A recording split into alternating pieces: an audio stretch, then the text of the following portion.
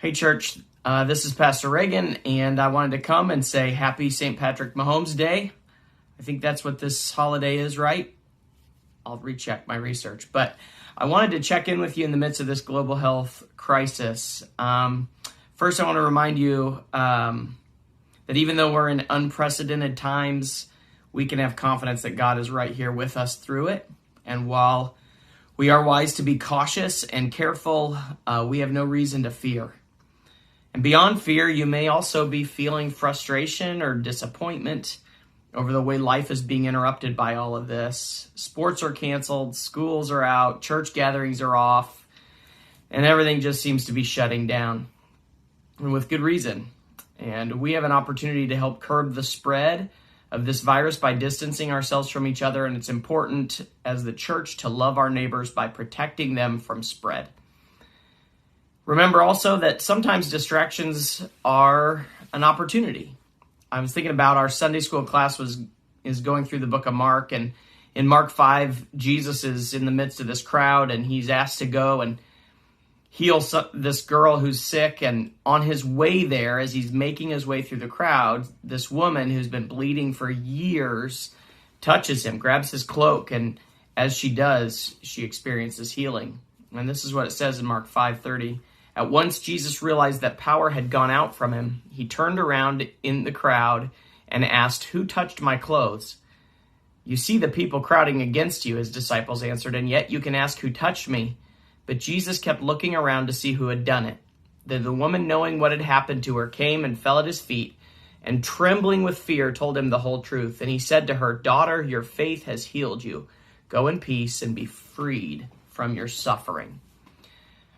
Jesus didn't mind the interruption. He wasn't planning on doing that. He was on his way to do something else, but when he was interrupted by this, he stopped and he met with this woman, encountered her. And so it's just a reminder to me that sometimes the interruptions are opportunities for us to do the same. Now, it's kind of hard because we're not together and we can't really gather together for those things, but pay attention to what the Spirit is doing in you during this time that we find ourselves separated. As for the church, I wanted to update you on what we're doing, and we're still working to minister to our people and to our community. We'll be meeting tomorrow with our deacons to make some decisions on future gatherings. So probably look for more information on Thursday regarding what's going to happen from here. It's likely that our gatherings will be largely online in the near future. But our church ministry continues. Don't forget that if you aren't able or comfortable giving online via our Easy Tithe, you can also mail or drop by tithes and offerings at the church building. It's important that the church continues our work even when we're physically separated.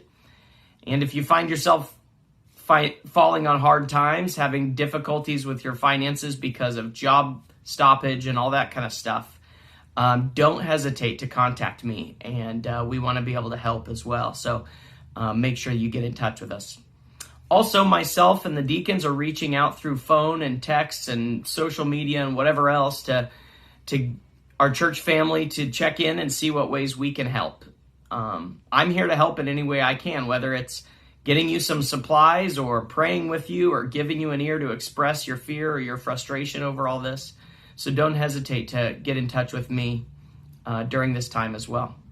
I look forward to talking to you in the days ahead and continuing to serve our community together through this crisis. We know that God is in control and that no matter what happens, He is faithful to us.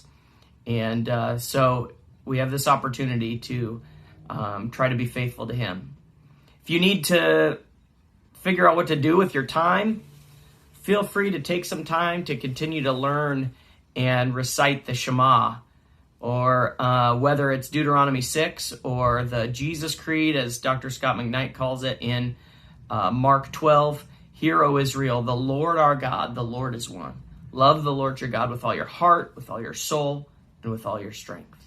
And remember, to love God means to love our neighbor as ourselves. Hope you're doing okay. Stay healthy, stay home as much as you can, and we'll catch up with you later.